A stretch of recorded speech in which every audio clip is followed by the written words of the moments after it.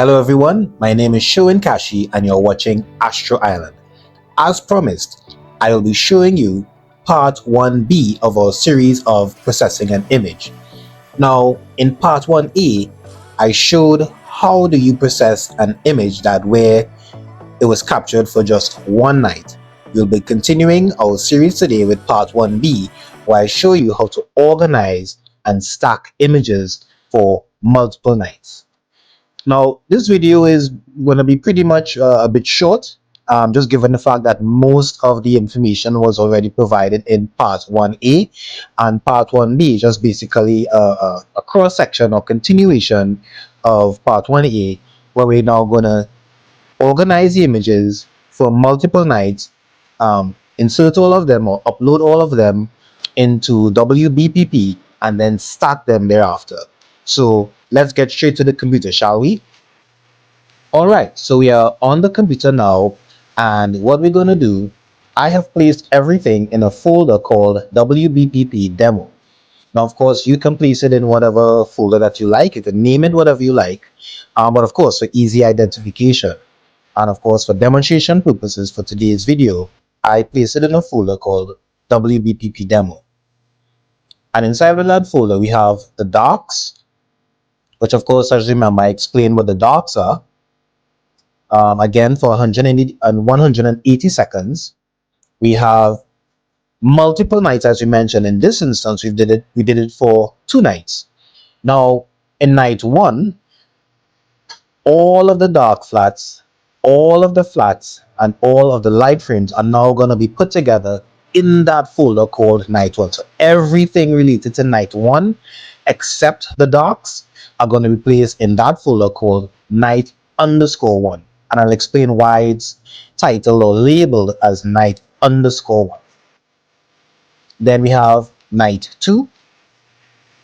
And again, we have the dark flats, we have the flats, and we have the light frames all together in a folder called night_2.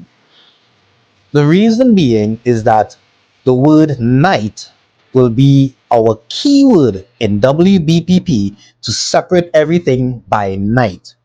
So of course, if you had 3 nights or 5 nights or 6 nights or 20 nights, each of them are just going to come down the line, night 1 to night 5 or night 1 to night 20. But be sure to have it consistent, night_1, night_2, coming down to the number of nights in which you've captured all of your images. The darks remain separate because darks, especially now for cooled cameras, you can use the darks for a period of usually 3 to 6 months, as long as you maintain the temperature and the exposures for the images that you're taking.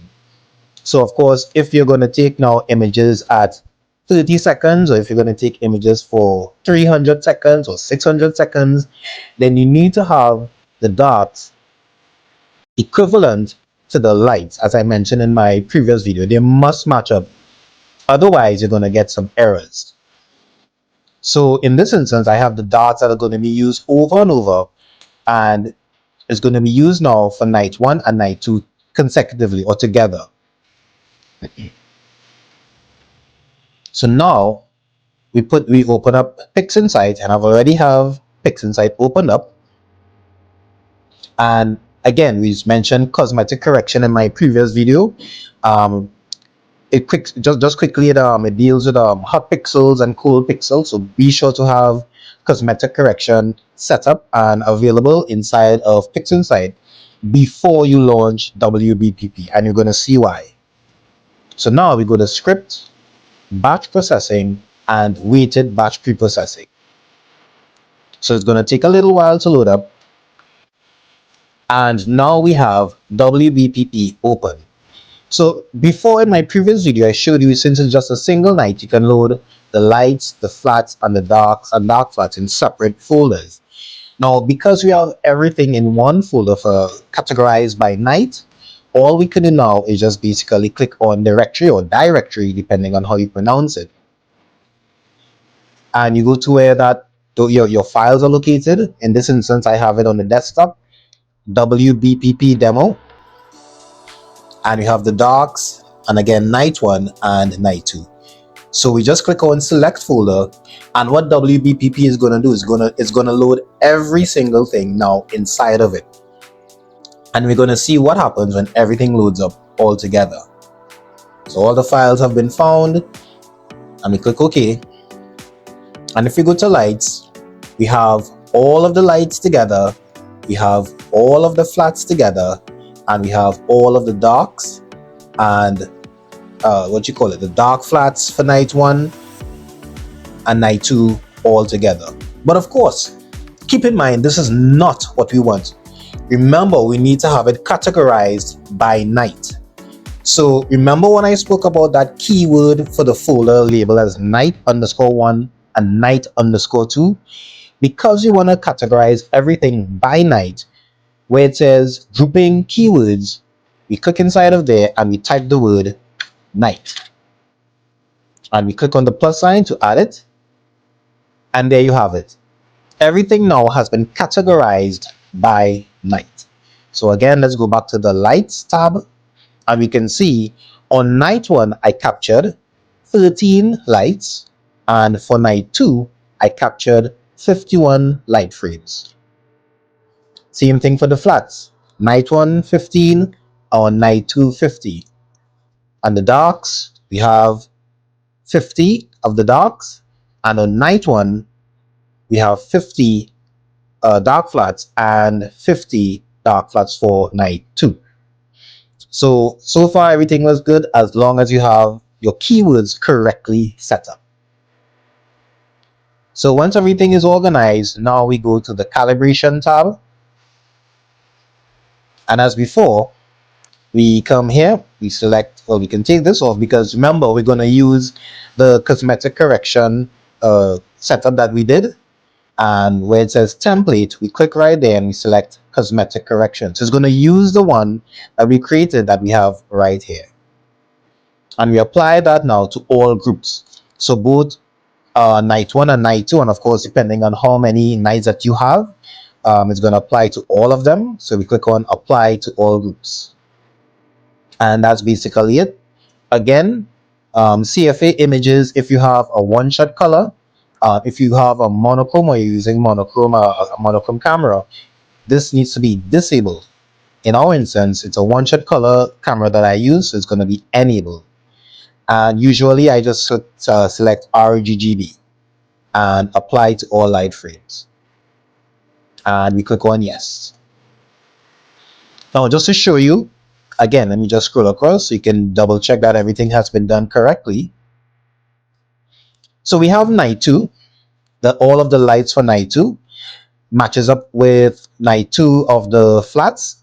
How do we know that? Because as we click on night 2, this section here gets a sort of bright green.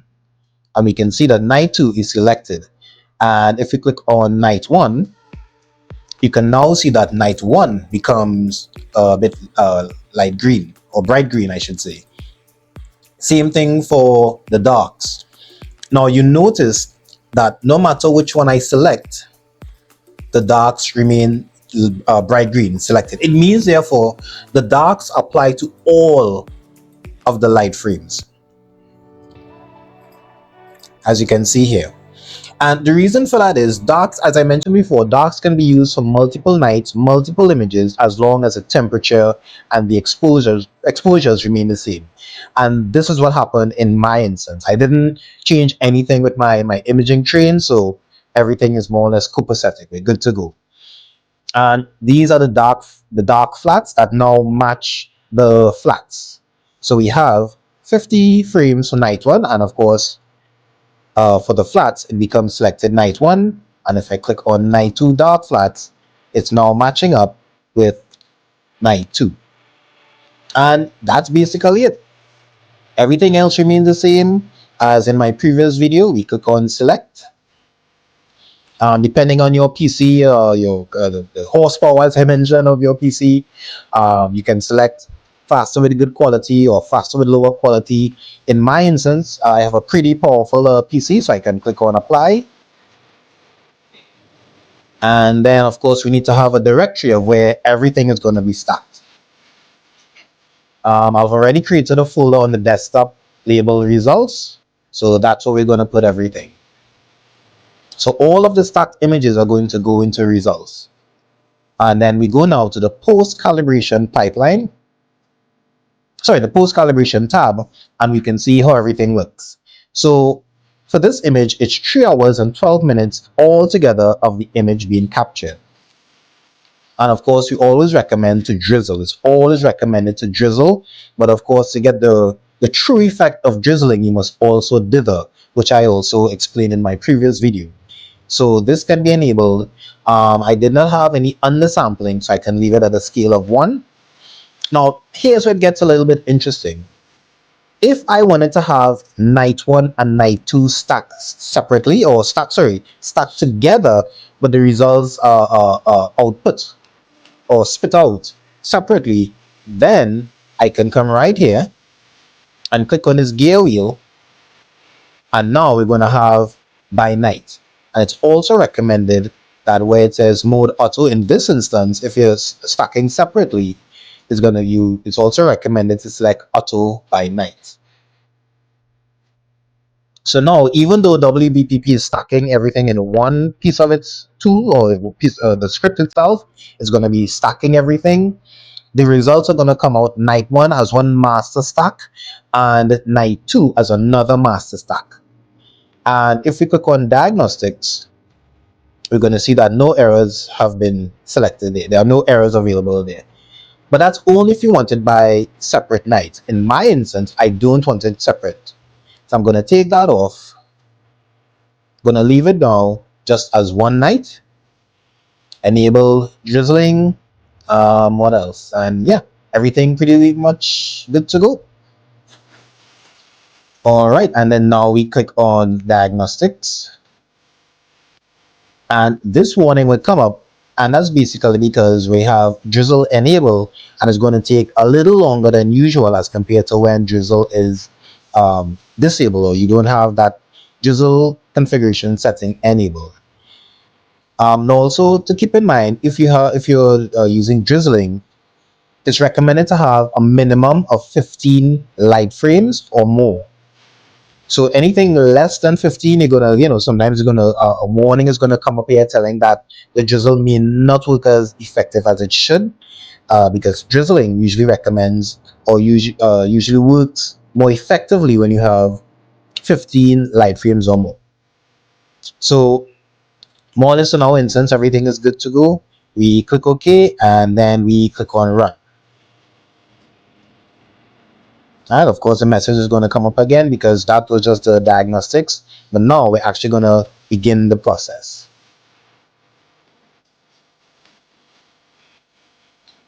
So I've already stacked the images, both whereby night 1 and night 2 has been stacked together to create one master light.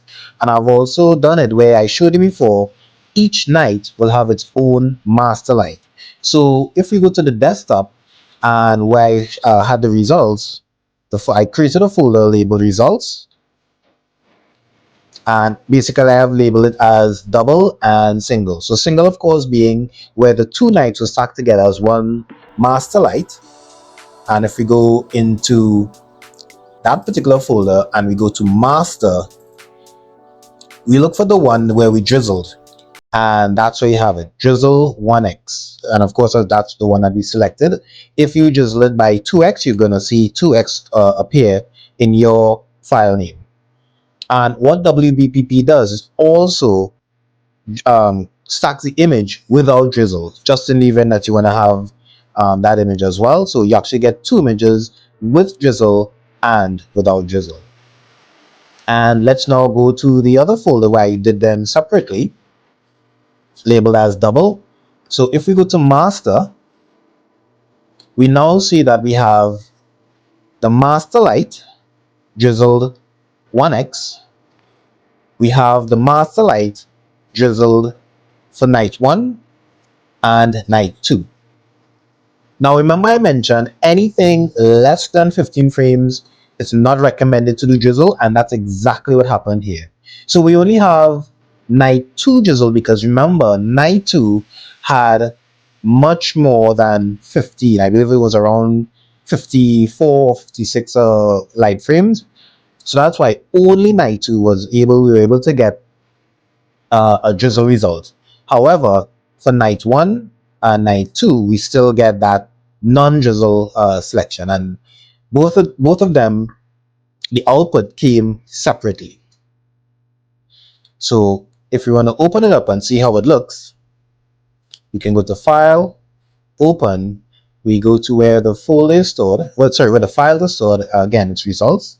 Let's look at double first to see how it looks. Master. And let's select that drizzled image, shall we?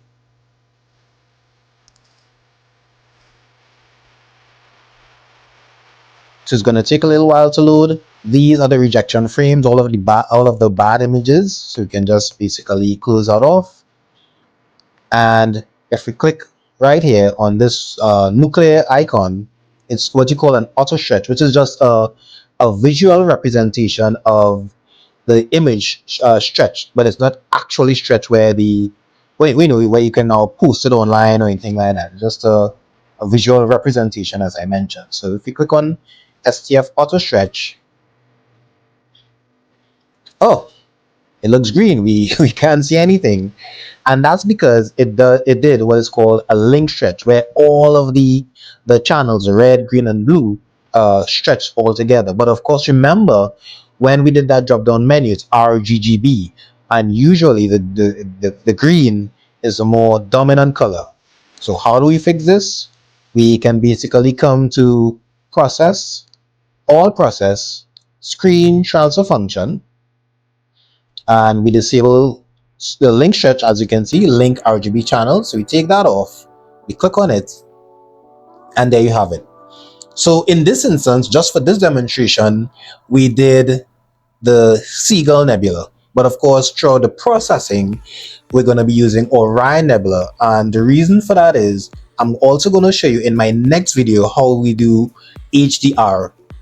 And my apologies for using the Seagull Nebula, because what happened was during putting all the images together, somehow I accidentally erased or deleted my light frame, so the 30 seconds and the 60 seconds for my my Orion Nebula. So the process remains the same, but of course in my next video I'm going to show you how we go about doing HDR images now, which is basically high dynamic range. And let me just go back to Orion that we did the last time so you can see, and that's just only the 180 seconds.